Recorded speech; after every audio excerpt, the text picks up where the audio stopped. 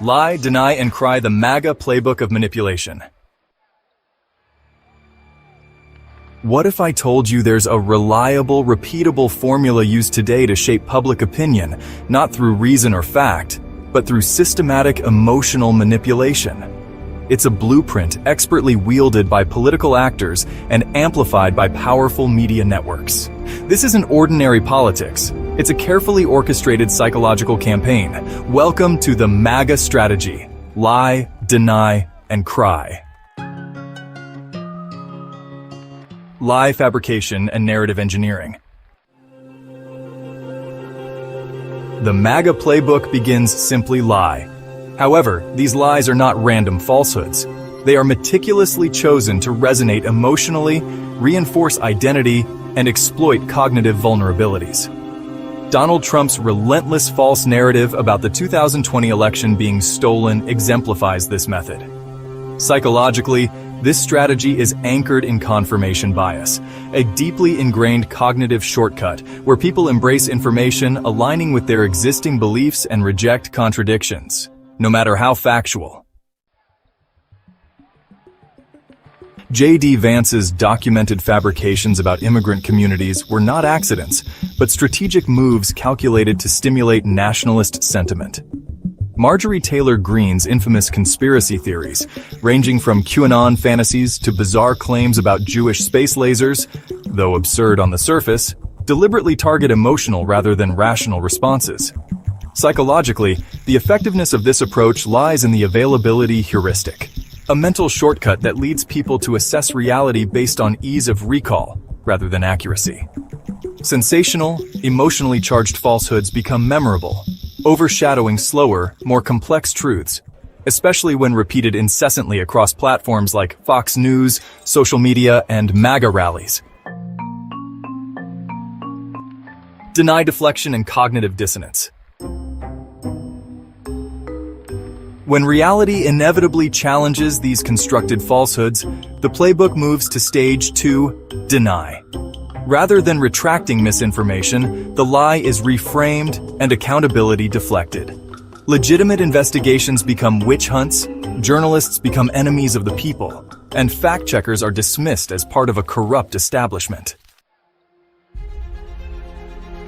At this stage, the psychological phenomenon of cognitive dissonance is heavily exploited.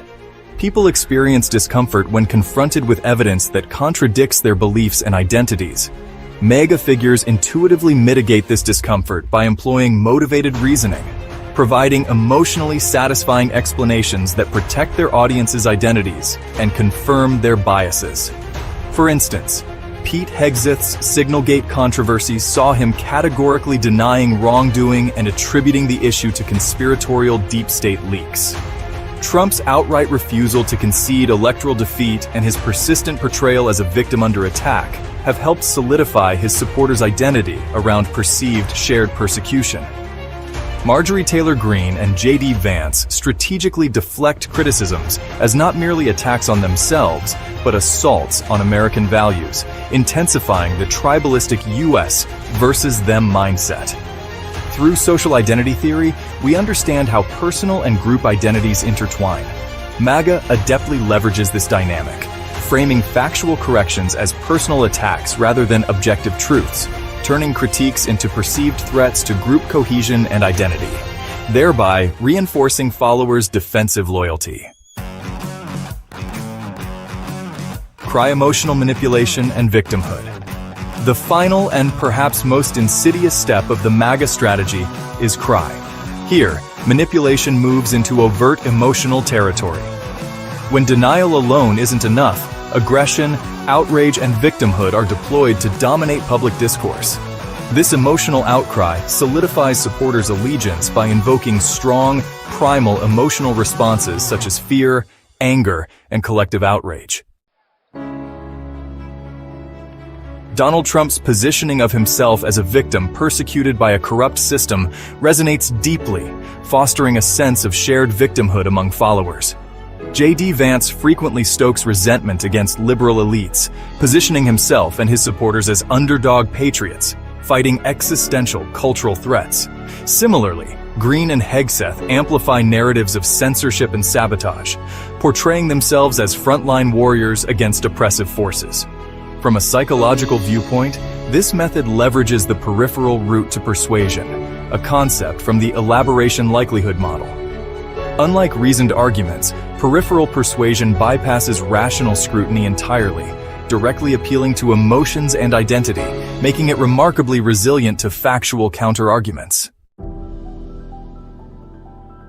Emotions are, well, incredibly powerful. They can drive people to action, inspire movements, and even change the course of history. Understanding how to harness this power is key to any successful strategy. It's not just about facts and figures, it's about connecting on a deeper, more personal level. When emotions are engaged, people are more likely to remember, to care, and to act. When MAGA figures publicly display emotional distress, whether real or performed, they effectively model emotional intensity for their audiences. Crowd psychology illustrates how these expressions trigger mirror neurons in followers, generating empathy and collective emotional states. Anger and outrage are thus not only normalized, but celebrated as markers of loyalty and shared identity. Lie, deny, and cry. This is more than a mere rhetorical tactic. It's a comprehensive psychological operation designed to exploit cognitive vulnerabilities, reinforce group identities, and weaponize emotion against rational discourse. Awareness of this strategy is crucial. Understanding these manipulations empowers us to resist emotional exploitation, question narratives critically, and prioritize evidence-based reasoning. The antidote to emotional manipulation isn't merely facts, but critical thinking and psychological awareness. Recognizing how truth can be deliberately distorted is our best defense against manipulation, ensuring that rationality, rather than emotion, guides public discourse. In an age where outrage often eclipses reason, critical thinking remains our most potent tool for defending democratic integrity and collective sanity.